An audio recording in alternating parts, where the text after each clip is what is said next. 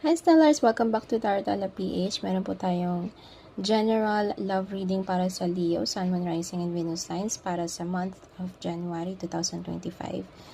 So, mga oracle cards lamang po ito as you can see. Meron po tayo ditong wall, which is misunderstanding. And meron din tayong flute, disappointment in a friend or lover.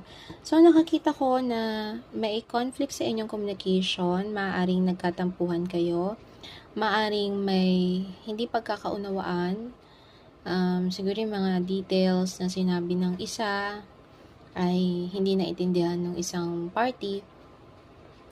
And medyo disappointing kasi parang yung isa sumuko, no? Yun ang nararamdaman ko dito, merong sumuko sa inyong dalawa.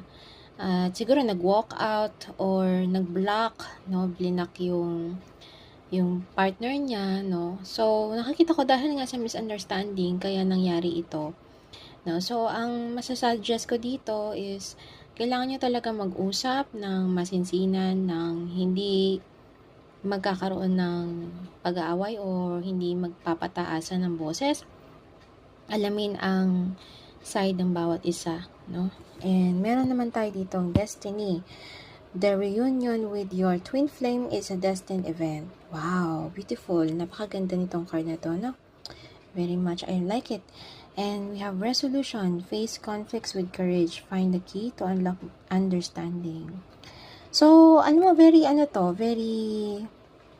direct and connected to each other. Yung mga oracles na napili natin, as you can see, no?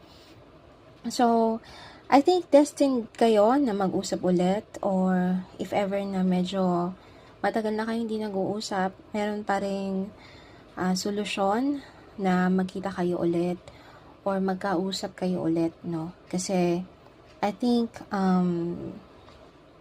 the universe is conspiring in your favor na mag-usap at magkita kayo ulit.